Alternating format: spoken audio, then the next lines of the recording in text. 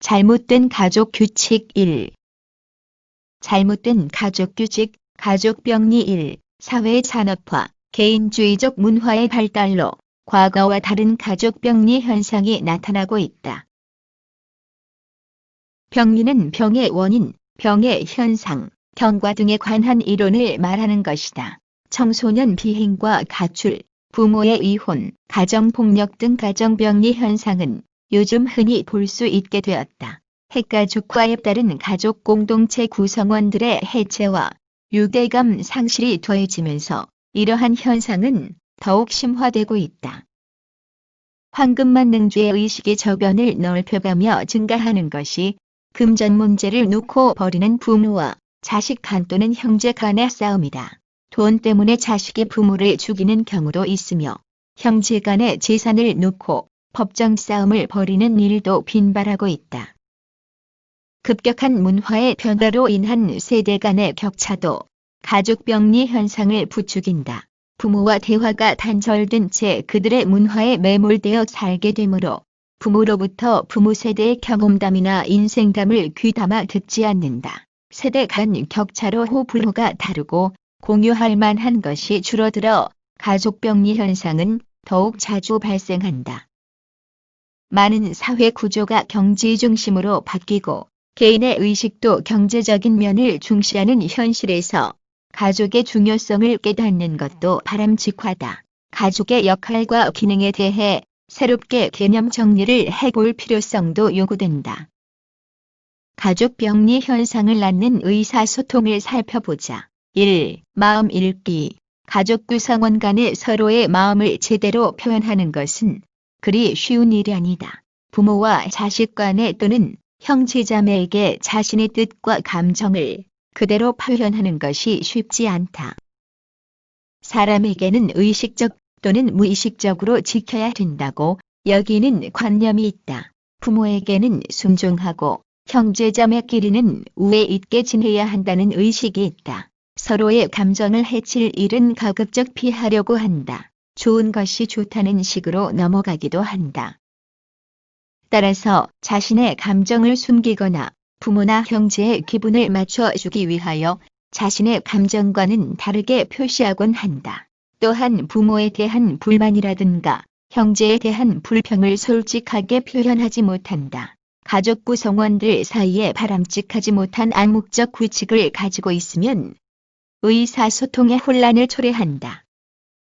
이럴 때 마음 읽기를 한다. 상대방의 처지가 되어 생각하든가 상대의 표정, 몸짓을 살피면서 진위를 파악하려고 한다. 그리고 마음 읽기가 제대로 되지 않으면 자기 나름대로 받아들이고 해석한 대로 반응한다. 마음 읽기는 많은 문제점을 일으킬 수 있다. 완전한 내용을 말하지 않으면 잘못 받아들일 수 있다. 쓸데없는 오해와 감정의 대립을 가져올 수도 있다. 상대의 진심을 굳게 할 수도 있을 뿐만 아니라 서로 간의 긴장 관계를 낳기도 한다. 이러한 마음 읽기가 가져올 수 있는 위험에서 벗어나기 위해서는 자신의 감정을 추슬러야 한다. 즉, 자신의 감정은 어떤 상태인지, 말하고자 하는 바가 무엇인지 먼저 정리해야 한다. 가족이라는 공동체에도 엄연히 구성원 간에 지켜야 할 규범이 존재한다. 이러한 규범 안에서 자신이 표현할 수 있는 최대한까지 자신의 뜻과 감정을 나타내야 한다. 이러한 규범을 지키지 않을 때에는 자신의 감정을 올바르게 전달할 수 없다. 다음으로 언제 어떻게 자신의 감정을 표현하는 것이 효과적인 것인지를 결정해야 한다. 말로 하기 힘들다면 글로 써서 전달하는 것도 생각할 수 있다. 이런 결정을 하면 주저하지 말고 실행에 옮겨야 한다. 자신의 결정을 실행에 옮기지 않고 머뭇거린다면 자신의 감정은 외부로 표출되지 못하고 자신 내부에 쌓일 것이다. 표출되지 못한 불만은 다음에 상승작용을 할 것이다. 그러므로 현재 이야기하지 못하면 다음에 이야기하는 것은 더욱 어려워지게 될 것이다. 예를 들어 사남매의 장녀인 여성이 있다. 이 여성은 자신이 장녀라는 생각에 동생들과 부모에게 매우 조심스럽다. 모든 가족을 생각하고 돌보아야 하기 때문에 자신의 생각과 감정을 나타내기가 쉽지 않다. 동생이 문제를 일으켜도 부모에게 이야기 못하고 숨기기 일쑤였다. 이렇게 숨기고 보호해주자 동생은 문제를 고치기는커녕 문제를 일으키는 횟수가 증가하였다. 동생이 누나의 마음입기에 실패했기 때문이다. 차라리 동생에게 자신의 솔직한 심정을 이야기하고 부모와 상의하였다면 좋았을 것이다. 마음입기란 아무나 쉽게 할 수 있다. 그러나 상대의 내면에 감춰진 감정을 알기란 어렵다. 정확한 마음입기가 어렵게 느껴지면 상대의 의사를 다시 한번 확인하는 것이 바람직하다. 즉, 자신이 상대의 마음을 제대로 읽었다고 확신할 수 있도록 확인해 보는 과정이 필요하다. 상대가 진실로 원하는 것이 무엇인지 정확하게 알아야 한다. 그리고 섣불리 추측을 하려고 하지 말아야 한다. 자신의 빗나간 추측으로 인해 문제의 핵심에서 벗어날 수도 있기 때문이다. 잘못된 가족규칙, 가족병리 2. 편 가르기. 가족 구성원 사이에서 서로 감정적으로 연대하여 편을 나누는 수가 있다. 어머니와 딸 혹은 아버지와 아들이 또는 달리 짝을 지어 감정적으로 연대하는 것이다. 자신에게 불리한 상황에서 벗어나기 위하여 아니면 자신의 위치를 확고히 하기 위하여 감정의 연대는 맺어진다. 이런 연대의식은 가족 간의 갈등을 더욱 심화할 수도 있다. 자신을 따돌리는 데서 오는 소외감과 고립감으로 불안해할 것이다. 그리고 자신의 위치를 단단히 다지기 위해서 자신도 다른 구성원과 연대하려고 시도할 것이다. 이런 연대의식은 가족 구성원을 공동의 적으로 생각하게 만들 위험도 있다. 짝을 지어서 다른 편 구성원을 험담하거나 마음에 드는 구성원끼리만 달리 행동하기도 한다. 이렇게 되면 가족 간의 공동체 의식을 약화시킬 수도 있고 단결을 저해하는 요인이 되기도 할 것이다. 3. 은밀하게 속이기. 자신이 원하는 것을 솔직하게 표현할 수 없을 때 암시적이고 은밀하게 자신이 원하는 것을 여러 가지 방법으로 나타낼 수 있다. 자신이 바라는 것이 정도에서 벗어나거나 다른 사람에게 부담을 줄 때 흔히 간접적으로 사용하는 것이 속임수 전략이다. 자신이 바라는 것은 숨기고 상대의 행동을 유도하여 만족할 만한 결과를 얻기 위하여 사용되기도 한다. 그러나 상대방은 자신이 이용당하고 있다는 것을 모르는 경우가 많다. 단순히 호의로 따라주 없는데 상대방이 자신을 기만하리라고는 생각하지 못한다.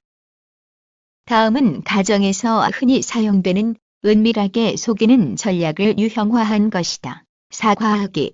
자신의 잘못으로 인해 싸움을 한 후에 사과하는 것이다. 사과할 진정한 의사가 없지만 그 상황에서 벗어나려고 거짓으로 사과를 하는 것이다. 상대방은 그 사과를 받아들이지 않으면 아니 된다. 받아들이지 않으면 관대하지 못하다는 소리를 듣게 될 것이 두렵기 때문이다. 상대방이 사과를 받아주면 그는 위기 상황에서 벗어날 수 있으며 자신의 목적을 달성하게 되는 것이다.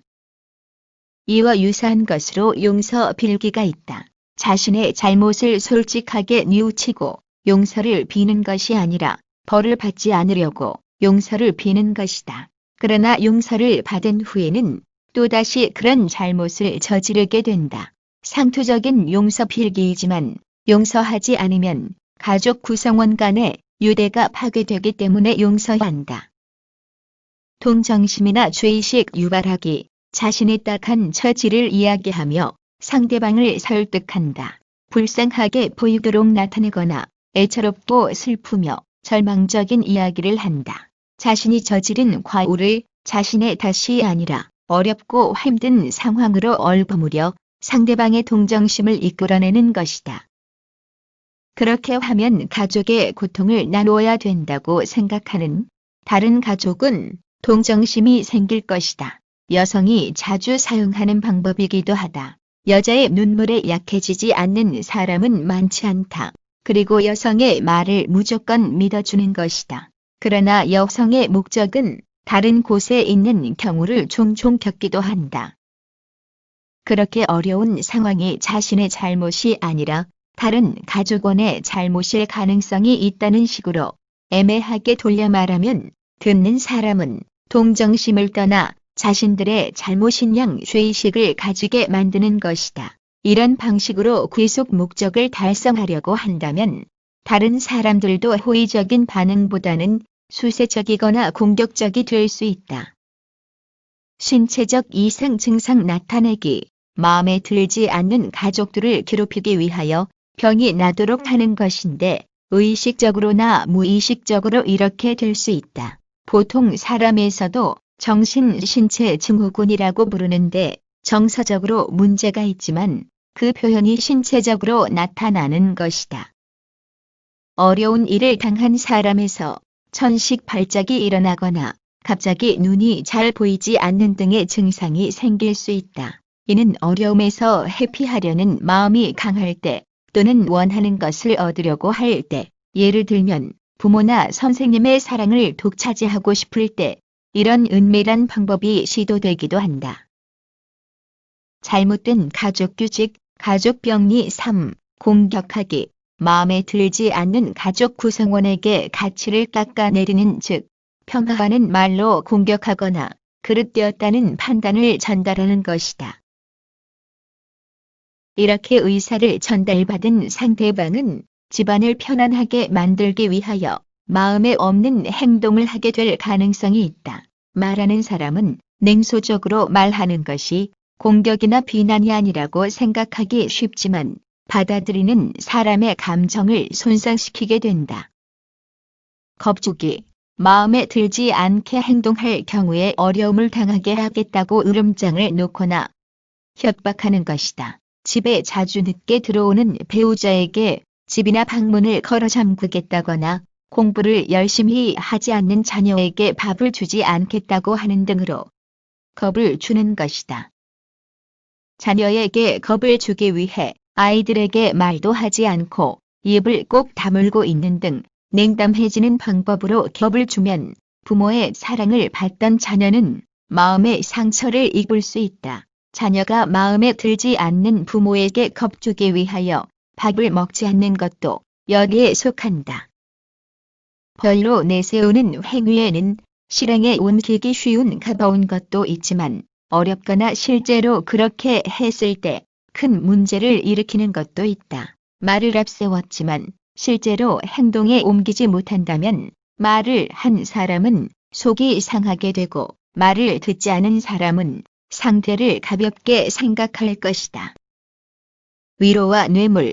위로하는 사람은 상대에게 환심을 사기 위하여 상대가 마음에 들어하지 않는 사람을 공격하므로 상대의 어려움을 위로해주는 척하는 것이다.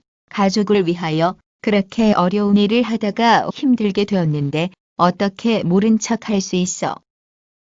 이런 말을 들으면 듣는 사람은 카타르시스를 일으켜 마음속에 억압되어 있던 감정을 해소하고 정신의 안정이나 균형을 찾는데 도움을 받을 수 있지만 다른 가족들은 나쁜 사람이 되는 것이다. 뇌물은 자신의 뜻을 이루기 위해 선물을 주거나 용돈을 주는 것이다. 또한 말로 압첨하고 비위를 맞추는 것도 이런 유형에 속한다. 선물을 주면 받는 사람은 순수하게 호의로 받아들이게 된다. 기분을 맞춰주는 말이나 선물에 현혹되기 쉽다. 그러나 얼마 후 자신이 원하는 것을 이야기하게 되는 것이다. 그때는 거절하기도 난처하게 되며 후회해도 소용이 없을 것이다. 관용 베풀기. 상대방의 잘못에 아량을 베풀며 관대하게 대하면 상대방은 다음번에 아량을 베풀어 주어야 한다. 이런 아량은 가족 구성원 사이에서 마땅히 있어야 할 덕목이다. 그러나 진심에서 우러나온 아량이 아니라 다음에 자신의 잘못을 덮으려고 거짓으로 베푸는 아량은 속임수 전략이다. 그리고 다음에는 상대방의 잘못보다 더한 실수를 저지르는 것이다. 사소한 잘못을 지적한 후 자신의 아량을 과시할 요량으로 죄를 용서하는 방법을 사용하기도 한다. 사소한 일이지만 이런 아량을 받은 사람은 진짜로 상대방이 나에게 아량을 베풀고 있구나 하고 믿게 된다. 그러나 그 아량 뒤에는 무언가 속셈이 있는 것이다. 그 속셈을 숨기고 자신의 목적을 달성하기 위하여 아량을 베푸는 것이다. 희생양 만들기. 어떤 상황에서 돌파구를 마련하기 위하여 어쩔 수 없이 다른 사람을 희생하게 되는 경우가 있다. 가정 내에서도 가정의 불화를 막기 위해 어느 구성원을 희생양으로 만들 경우가 있다. 그 사람에게 아무 잘못이 없지만 자신의 불만을 해소하기 위하여 마구 비난하며 비판하는 것이다. 자신에게 비난의 화살이 쏟아질 것을 두려워하여 미리 누군가를 비난함으로써 희생양으로 삼으려는 것이다. 가족의 문제점을 어느 한 사람에게 전가하려는 태도도 있다. 어느 한 개인에게 모든 책임을 물음으로써 가정의 모든 문제를 해결하려는 것이다. 그 사람에게는 아무런 죄도 없고 미안한 일이지만 가족의 평화를 유지하기 위해서는 불가피한 일이라고 생각한다. 희생이 되는 사람에게 나중에 일정한 보상이 주어질 수도 있지만 아무런 대가가 주어지지 않을 수도 있다. 철저히 가족으로부터 소외되는 경우도 있고 어느 사안에서만 따돌림을 당하는 경우도 있을 것이다. 이런 희생양은 가족 내에서 다소 힘이 없는 사람이 겪는 수가 많다. 힘이 강한 쪽에서 강요하는 것을 따를 수밖에 없기 때문이다. 희생양 만들기는 사회나 정치 집단에서 많이 일어나는 현상인데 한 사람이나 집단에게 잘못을 모두 뒤집어 씌워 다른 사람이나 집단은 어려움에서 벗어나는 것이다. 다음에 한 예를 보겠다. 철수 어머니는 외아들 철수의 교육에 열성을 보이고 있다. 밤늦게 철수가 학원을 마치면 직접 자가용을 몰고 데리러 가는 등 열성적으로 뒷바라지를 하였다. 그러나 사실 철수는 학원에서 공부를 하는 것이 아니라 컴퓨터방에서 컴퓨터를 하고 있었다. 그리고 대학 입시에서 실패하자 그러한 사실은 곧 밝혀지고 말았다. 그러자 철수 아버지는 철수 어머니에게 이에 대한 모든 책임을 묻기 시작하였다. 자식에게 도대체 어떻게 신경을 썼느냐는 등 신경질을 내기 시작하였다. 그러자 철수 어머니는 자신이 희생양이 되어 모든 비난을 감수하기로 작정한다. 철수 어머니는 철수의 잘못으로 인한 가족 간 불화를 자신의 잘못으로 돌리면서 스스로 희생양이 되어 모든 비난을 감내하려 하고 있다.